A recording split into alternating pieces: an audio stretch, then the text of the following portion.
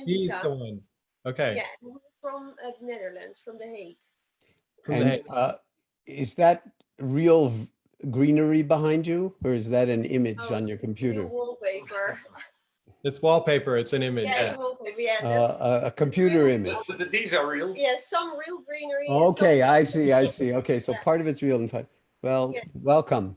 Nice to Yeah, see you both. Thank you. Thank you. Your voice is slightly weak because I think you're sitting back. So as long as you speak, Get closer to it. That's good.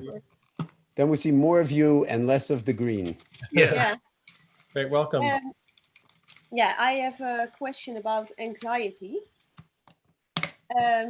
Because of stress, I have a lot of physical symptoms, and physical sensations. They often trigger panic attacks in me. And then there's the whole world, and even before the pandemic, I was already very stressed out about the world and about the climate and worrying about it all. And now with the pandemic, everything became worse, and my panic attacks became worse again. And last weekend, during a body scan meditation, I had a real fearful experience, because suddenly I felt like a real rush of panic came over me. And then I felt like there was no safe space anymore, not in the outer world, but not in my inner world either. And I was wondering if you have some words about that, or some. Yeah, I'm really glad you got chosen to have this conversation, because first of all, panic attacks is something that is very widespread. So our conversation may be of some benefit to a lot of other people. Yeah. There's no magic to this approach, but it's really interesting to hear you say that you had one actually in the middle of a body scan. Yeah. Which is probably the best place to have a panic attack, because, and this is very hard to do, but we've studied this, we've written scientific papers about it, that people who go through an 8-week MBSR program, and there are many, many of them in Holland, in the Netherlands, really who have long histories of panic attacks, really do extremely well with a regular, meditation practice going through MBSR. So when you're actually doing the body scan and panic arises, can I ask you how you were in relationship to it when it happened this week or whenever it did happen? What do you mean in relationship to? Well, let's say where were you in your body when it happened? Were you at the feet or at the knees? I really can't remember. No, I don't remember. No. Okay, so the next time. I just forgot. When the panic arises, flip out? Yeah, a bit, yeah. Okay, but now you see you have a laboratory called the body scan to explore what I just flip out means, because that's where you have a fulcrum or some kind of place in which to leverage non-reactivity in the midst of what's going on in your mind that pushes you over the edge into fearful thoughts. That's what a panic attack is. It's fearful thoughts that then actually occasion some kind of autonomic nervous system contraction, a sympathetic autonomic nervous reaction. And then your heart starts to beat fast and you get sweaty and your palms are sweaty and, and you go into a full-blown panic. But I'm interested in like the moments before that happen.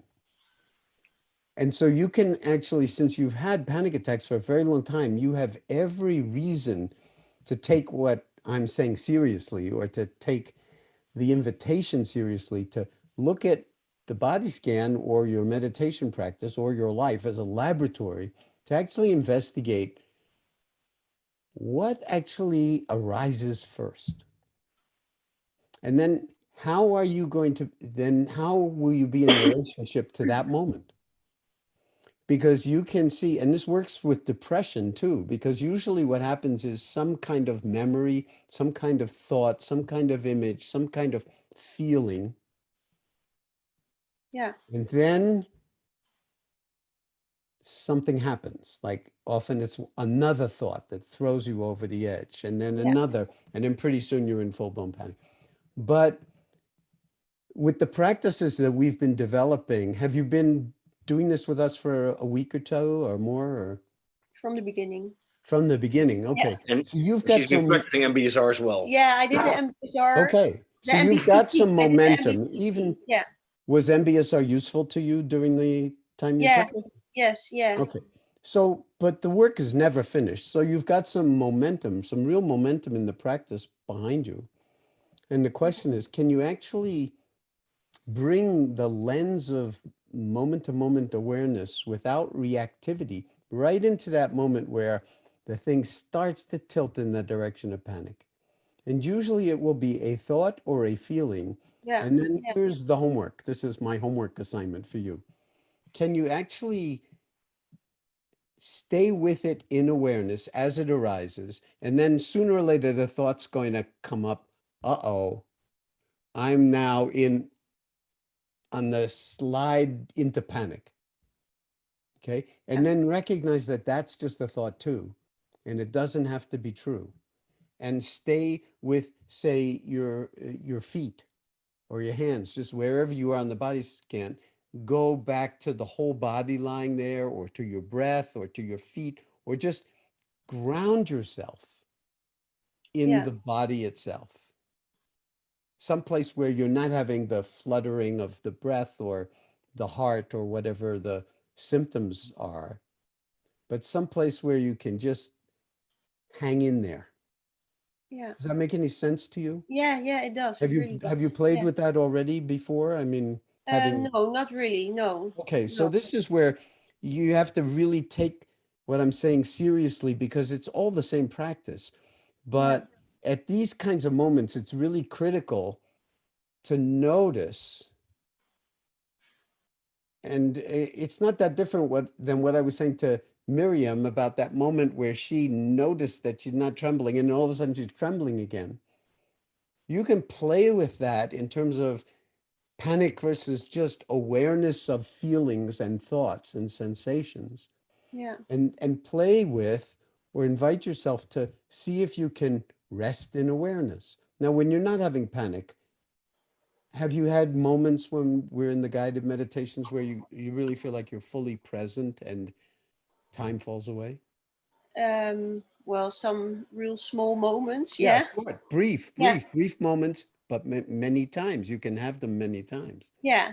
Okay, so even if you've tasted that once, that's a good sign, because when these things come up, the real challenge for all of us, how are we going to be in relationship to the unwanted, to something arising that we just don't want?